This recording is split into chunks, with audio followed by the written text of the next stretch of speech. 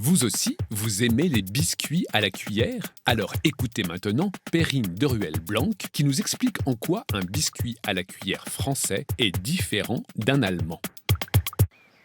Récemment, je voulais épater des convives allemands avec une vraie charlotte française, ce délicieux gâteau à la crème avec des fruits ou du chocolat. Mais voilà, il me manque un ingrédient indispensable, les biscuits qui forment la paroi du gâteau. J'envoie donc mon mari allemand en chercher, précisant bien qu'en français, il s'appelle biscuit à la cuillère. De retour du supermarché, il me tend fièrement un paquet de Löffel Biscuits. Löffel, cuillère, Biscuits, biscuit. Parfait!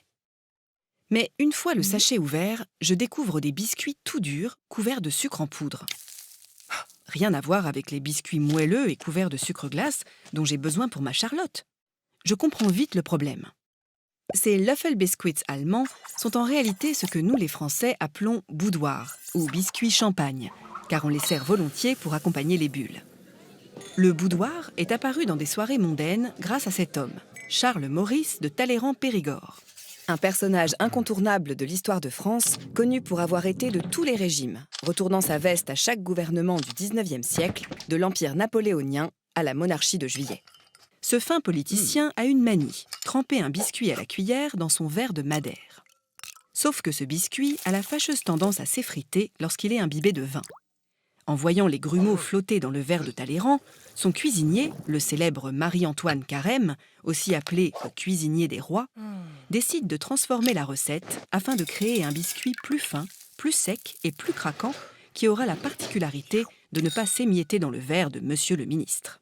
Le boudoir est né et la manie de Talleyrand devient une mode dans la haute société. Mais pourquoi donc ce nom, boudoir? Disons-le, ce n'est pas tout à fait innocent. Le boudoir, c'est un petit salon où les dames de la noblesse pouvaient se retirer discrètement pour bouder, c'est-à-dire tourner le dos aux convives du salon. Seul ou en bonne compagnie. En nommant son biscuit comme ce petit salon, Carême fait probablement référence aux mœurs libertines de Talleyrand, mais aussi à sa politique du boudoir, donc ses manœuvres politiques menées en privé. Pourquoi les Allemands, en revanche, ont adopté la recette de ce nouveau biscuit tout en s'obstinant à lui donner le nom de l'ancien, reste une énigme. Bon, revenons à mon gâteau. Sans biscuits à la cuillère français à ma disposition, je dois le faire avec mes solides biscuits allemands. Faute de connaître la vraie Charlotte, mes convives allemands apprécient le résultat. Un peu trop croustillant à mon goût. Mais le lendemain, alors que j'avais perdu tout espoir de faire une vraie Charlotte en Allemagne, voilà que des biscuits cuillères apparaissent dans une vitrine d'un traiteur italien. Les bons, les vrais. Ils se cachent tout simplement sous le nom de Savoiardi. Logique, la Savoie, c'est la région d'origine des biscuits cuillères, avant qu'on ne les importe dans toute la France. Ma prochaine Charlotte est sauvée.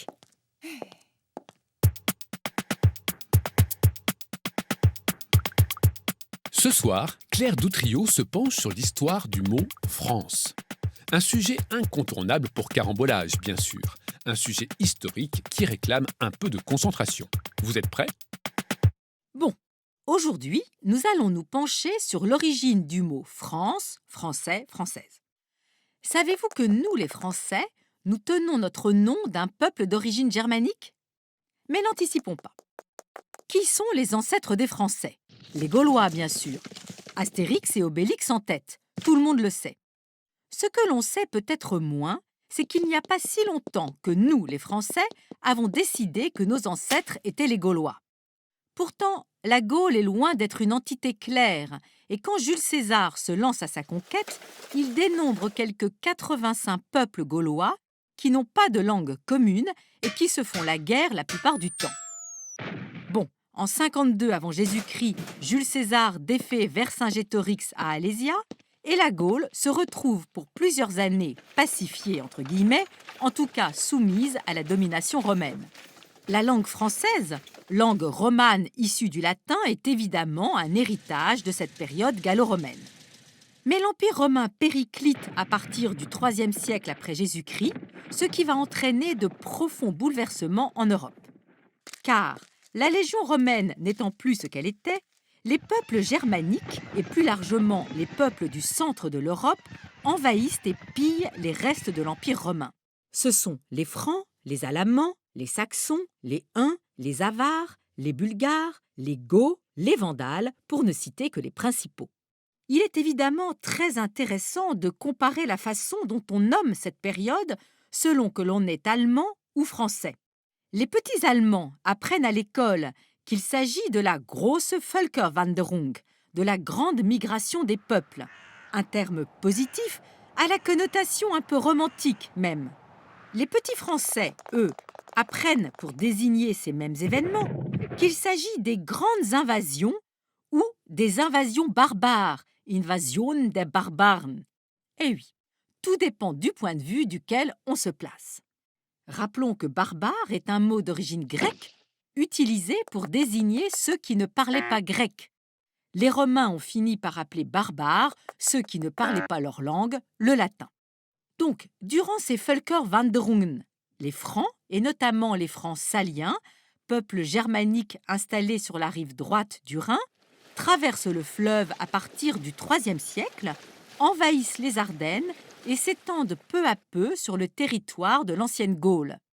On parle alors des royaumes francs au pluriel. Plus tard, on parlera du royaume des Francs. La nuance est importante, la marche vers l'unité de la France est engagée.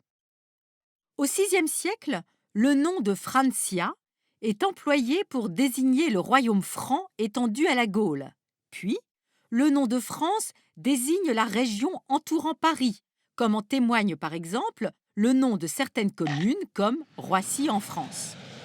On trouve d'ailleurs en Allemagne également des territoires appelés du nom de leurs envahisseurs francs. Ainsi, la Franconie, Franken en allemand, est une région du sud de l'Allemagne que les Francs avaient conquise sur les Alamans, puis sur les Thuringiens. Au Moyen Âge, on parle encore de Francs pour désigner les habitants de la France. Le mot français, lui, apparaît pour la première fois en 1080 sous la forme français dans la chanson de Roland, ce grand poème épique qui narre les combats malheureux du chevalier Roland. Peu à peu, Franceis devient François, puis français.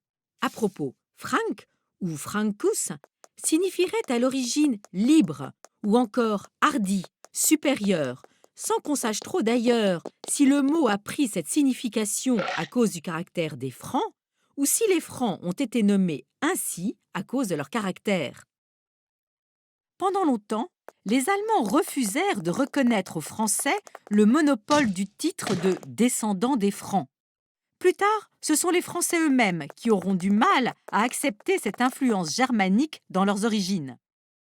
Ainsi, après la défaite de 1871 et la vague anti-allemande qui s'ensuivit, les historiens français ressuscitent les Gaulois. Voilà de parfaits ancêtres. Non, les Gaulois ne sont pas des sanguinaires comme les Francs, mais de vaillants guerriers résistant à l'Empire romain, tel leur chef Vercingétorix, promu subitement au rang de héros national. Toute une idéologie que viendront conforter les histoires d'Astérix et Obélix. Et pourtant, l'héritage des Francs est capital. C'est à eux que l'on doit les bases de ce qui va devenir l'État français. Et la langue française a emprunté bon nombre de mots à la langue des Francs, le francique, das Fränkische en allemand, une langue germanique.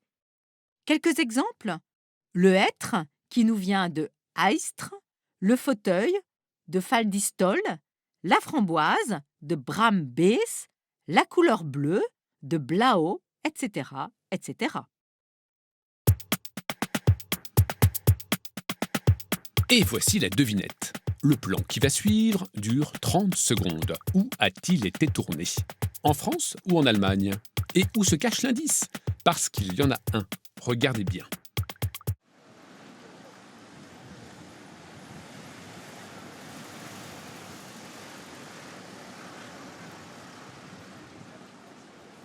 Alors, où donc se cache l'indice aujourd'hui ? Vous le trouvez ?